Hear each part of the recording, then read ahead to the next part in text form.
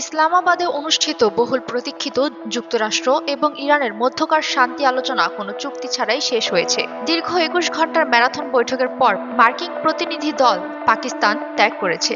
মধ্যপ্রাচ্যের উত্তেজনা কমাতে এই বৈঠককে দেখা হচ্ছিল গেম চেঞ্জার হিসেবে। কিন্তু শেষ পর্যন্ত কেন এটি ব্যর্থ হলো? কি হতে চলেছে আগামীর পরিস্থিতি? আজ ১২ এপ্রিল ২০২৬ সকালে ইসলামাবাদে মার্কিন ভাইস প্রেসিডেন্ট জেডি ভ্যান্স এক সংক্ষিপ্ত সংবাদ সম্মেলনে নিশ্চিত করেন যে ইরানের সাথে কোনো সমঝোতা হয়নি। 21 hours, and we've had a number of substantive discussions with the Iranians. That's the good news.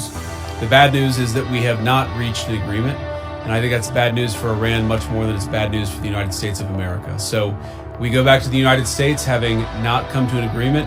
We've made very clear what our red lines are, what things we're willing to accommodate them on, and what things we're not willing to accommodate them on. And we've made that as clear as we possibly could, and they have chosen not to accept our terms. তিনি জানান, মার্কিন প্রতিনিধি দল তাদের সেরা এবং চূড়ান্ত প্রস্তাব দিলেও তেহরান তা গ্রহণ করেনি। উল্লেখ্য, ১৯৭৯ সালের পর এই প্রথম দুই দেশের এত উচ্চ পর্যায়ে প্রতিনিধিরা মুখোমুখি আলোচনায় বসেছিলেন।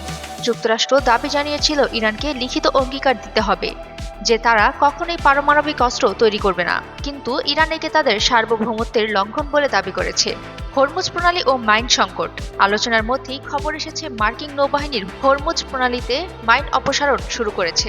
ইরান এই নৌপথের ওপর তাদের পূর্ণ নিয়ন্ত্রণ এবং ট্রানজিট ফি দাবি করায় আলোচনায় স্থবির হয়ে পড়ে।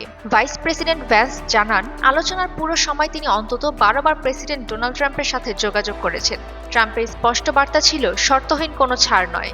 অন্যদিকে ইরানের পক্ষ থেকে জানানো হয়েছে ওয়াশিংটনের অযৌক্তিক এবং অতিরিক্ত দাবির কারণেই আলোচনা সফল হয়নি। ইরানের রাষ্ট্রীয় সংবাদ মাধ্যম বলছে তারা পারমাণবিক শক্তির শান্তিপূর্ণ ব্যবহারের অধিকার থেকে সরবে না। এই আলোচনার ব্যর্থতা মধ্যপ্রাচ্য গত কয়েক সপ্তাহ ধরে চলা ভঙ্গুর যুদ্ধবিরতিতে বড় ধরনের হুমকির মুখে ফেলছে।